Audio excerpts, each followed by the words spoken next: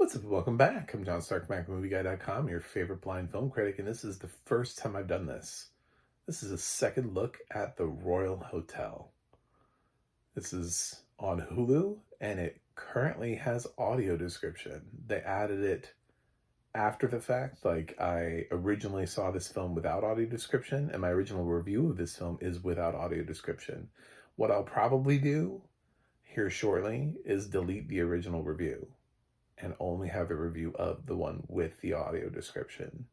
So that way, you know, my content is more reflective of audio described content and less reflective. It's fun to call people out, and I did that months ago. And now there is audio description. So it's like I won. It's like we got the audio description on the damn movie. It took a while, but it got there. This is a Neon release.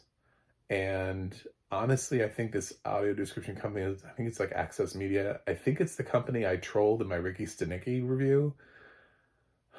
So we'll talk about that. Anyway, I'd like to introduce myself now at the top of videos. I've got a purple hat on backwards, black sunglasses, and I'm wearing a Thor t-shirt. So what did I gain from the second watching of The Royal Hotel? A film it was really hard for me to follow the first time around. I didn't really fully understand. I didn't understand what was being called in the horror genre.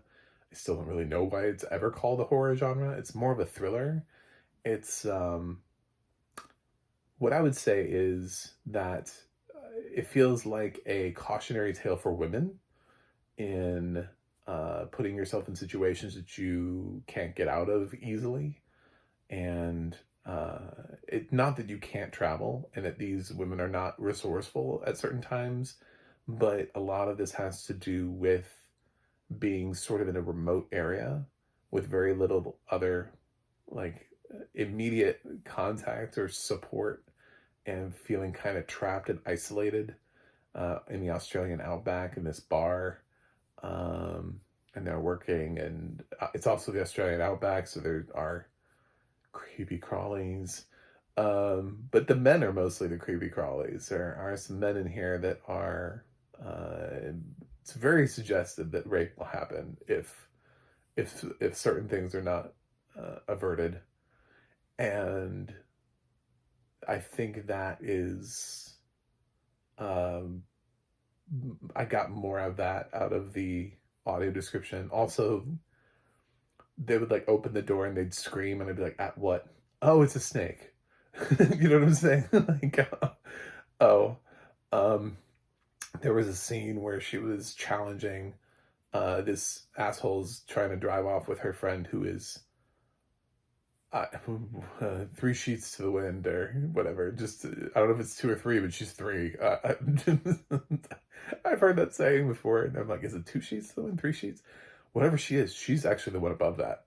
She's in the wind, uh, and in this car, and he's trying to drive off with her, and she's got this axe, and he's like challenging her, and she stands in front of the car with the axe, and she manages to get some of his tires so he can't drive off. And like that whole scene just didn't make sense to me before because I didn't have any context as to what was going on, or oh, she's in the car. Oh, I get it. Oh, she's an axe. You know what I'm saying? Like I was picking up these little things. So yeah, I got way more context now with the Royal Hotel. Um, I it's interesting. It's not my favorite movie of the year, but I do like the fact now that I can have like a cohesive opinion about it and be able to talk about it. So I think the performances are strong. Um, Jessica Henwick and Julia Garner both do nice work as these women out in the middle of nowhere, and the random Australian men do nice jobs of being creepy for the most part. Not everybody in this one's creepy. And Hugo Weaving's in this for some, I don't know why. Um, that dude didn't want to come back as Red Skull, but he wants to do this. I don't understand. He does not make sense. So, yeah. I'm grateful for the audio description. It added a lot of context, and I wanted to be fair and re-review the movie and put that out there. So I watched this a second time. It's a film that some people I know that have raved about, and because it didn't have audio description, I didn't really understand it. So I was like, you know what? I saw that this finally gained audio description. I'll give this a rewatch. It's not a long movie, so it's pretty easy to pop in and go. I hate this audio description track in terms of its recording, though. It is Australian, which is great, but do they not have like professional level recording equipment there? It sounds like it was recorded in somebody's house, which I know sometimes it is. Like I know sometimes narrators do work from home and they send it to somebody and then it's their job to make sure that that person does not sound like it was recorded from home. But this sounds like it was recorded from home on an iPhone. Like it doesn't have a good sound quality to it. And then at the end of the film, I swear it's Access Media is the group. I missed it really quickly. They were just like, it was just kind of in there randomly, and there was no narrator, which is the same thing that happened with Ricky Stenicki. And I was like, what is this company? Why is there no narrator? And I looked it up, and it's this company that has all of these clearly fake reviews on their website about how excellent they are and how great it was they provided. They came in clutch for all these companies on all these different projects. And I'm like, I don't think audio description is their main thing. I think they do like other things because they can't be producing quality work in this field. Like nobody can actually think this doesn't touch what other people do. The writing's okay, it's the sound quality. Like the quality of the recording does not sound good. I could say maybe it's because it's on Hulu. Maybe Hulu uploaded an ass version of the file. Fair. But still, I watch a lot of films on Hulu with audio description actually I don't. I watch some movies on Hulu. They don't have that many movies. I just made it sound like Hulu has oodles of movies without, they don't. But when I do, the quality of the audio description is just not usually a concern for me, but here it kind of was. I don't like blasting these like indie audio description companies, but if you're gonna do it, you gotta put it, put some stank on it. I don't know. Do something with it.